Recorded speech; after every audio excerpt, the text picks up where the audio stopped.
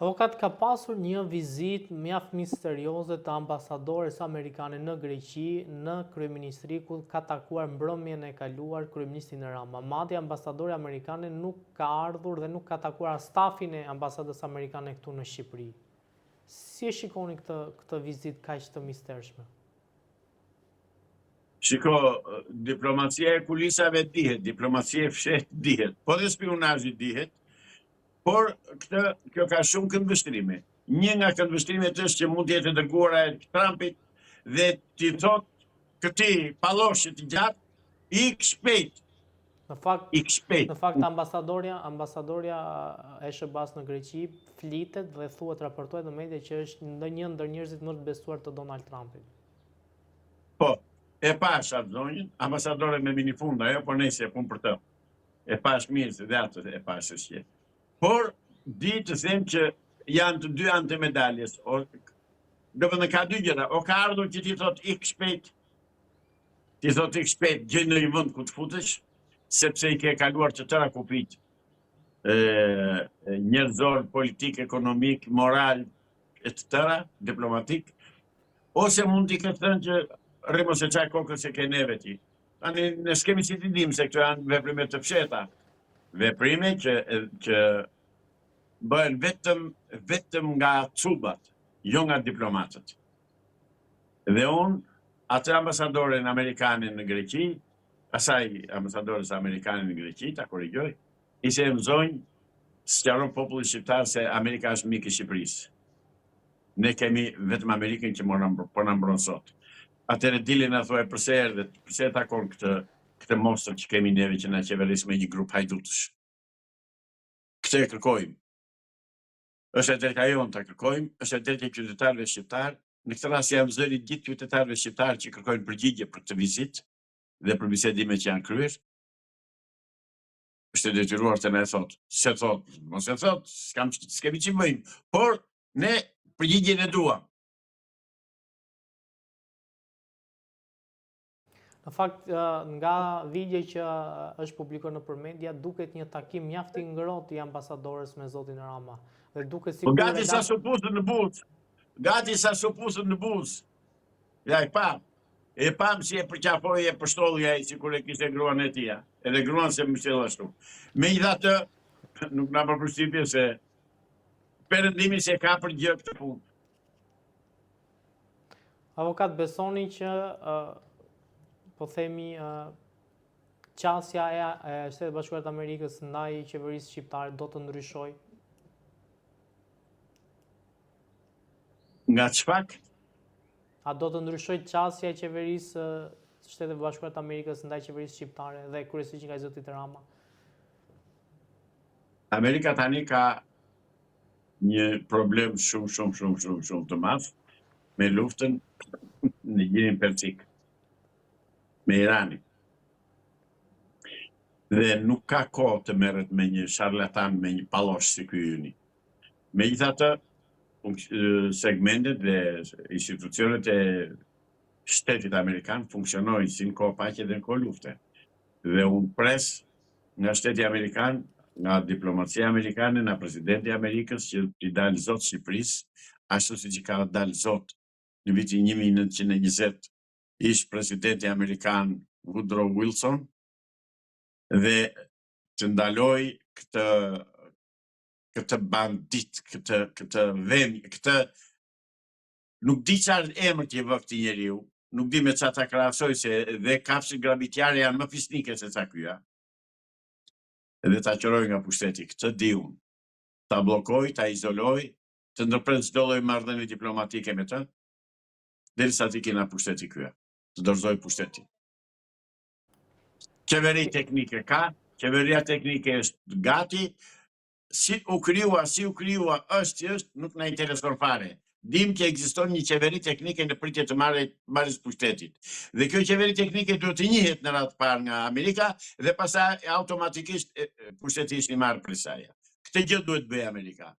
Nëse beson te misionari i saj që ka dërguar në Amerikë, nëse ky misionari është vërtet misionari i Shteteve të Bashkuara të Amerikës, atëherë kjo gjë duhet bërë urgjentisht. Të njihet qeveria teknike shqiptare kryesuar, e ngritur dhe kryesuar nga kryetari i Partisë Shpresa Demokrate shqiptare dhe të marrë pushtetit të qërohet kjo band hajdutësh që nuk po lënë gjë pa vjedhur. Më shumë vjedhen kryetarët e bashkive dhe të komunave se sa ky lart. Nuk shkojmë më larg më zotëri, nuk shkojmë më larg.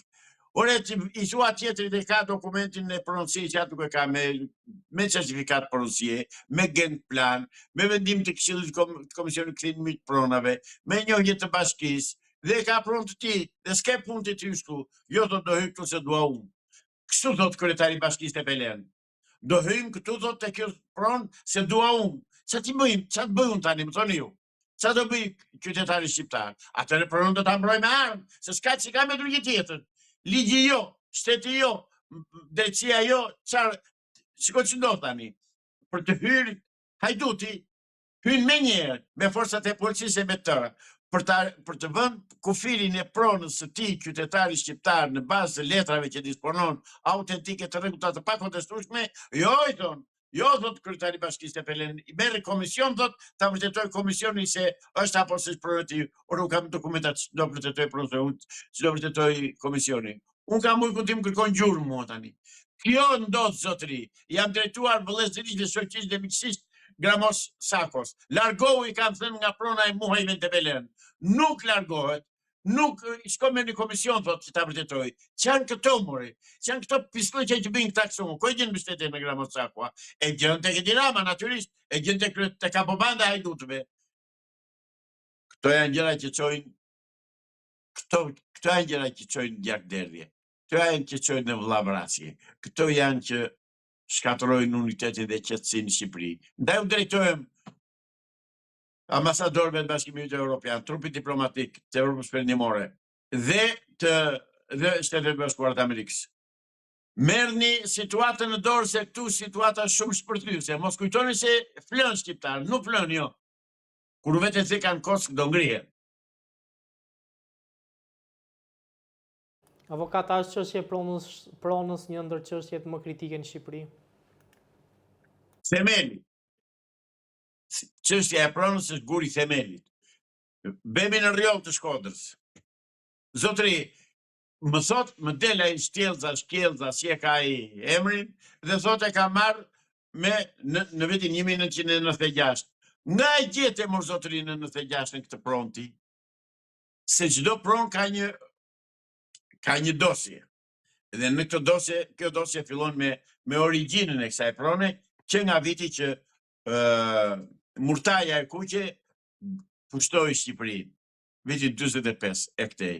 Ke ndonjë dokument të kësaj date, të këtij viti timor zotëri që del dhe thua është prona ime, se ky njeri del dhe i fiqon njerëzit në vllavrasje, përplasen banorët me punëtorët e asaj firmës së këtij Mulajt.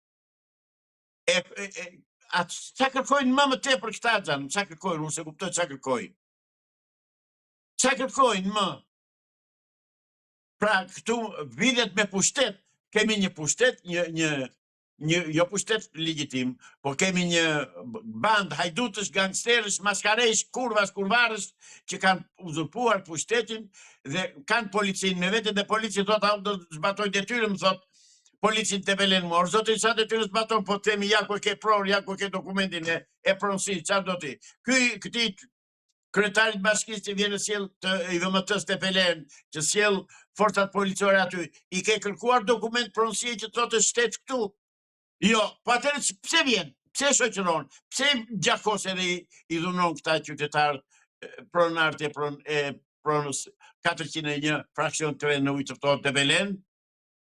Dhe të dalë më të japin përgjigje para popullit, që kjo ata e zezë kështu. Që shkjo kështu, unë të vrasot e ti më solë. Sa do vazhdoj kështu? Sa do pushojnë shqiptarët? Sa do pushojnë rjolli? Çfarë investimi po bëhet atje në Tepelen që ka pasur konflikt me pronën? Atje, zyrtarisht nuk është në asgjë. Thuhet që është pronë shteti, thot. Unë i them është pronë private, ja ku ke dokumentat, jo thot është shtet, e di unë, e dua unë që shtet, thot. Sepse këta vjedhjen tani e bëjnë duke i cilësuar prona private, i ndryshojnë dhe i bëjnë pronë shtet nëpërmjet akshit që kanë atë në që kanë krijuar atje që ndryshon dhe shkatëron gjithë hartin kadastrale të Republikës së Shqipërisë dhe vjet shteti. Pra këta janë qënë që hanë plashka feminen kur velesh. Vjedhen qytetarët e tyre. Zotëri, kjo punë do marrë fund. Kjo punë do marrë fund dhe për fundin e kësaj situate do të japin Shtetet e Bashkuara të Amerikës dhe Evropa për Bashkimi Evropian. Duhet urgjentisht të ndërhyjet në Shqipëri se situata është alarmante. Në Shkodër, po përplasen, po kacafyten njerëzit padrejtisht se i nxisin gangsterët që drejtojnë kuvendin e Shqipërisë. Jo partinë pushtetit, kuvendin e Shqipërisë. Janë të tërë, të 140 janë gangsterët, janë palasho që të tërë.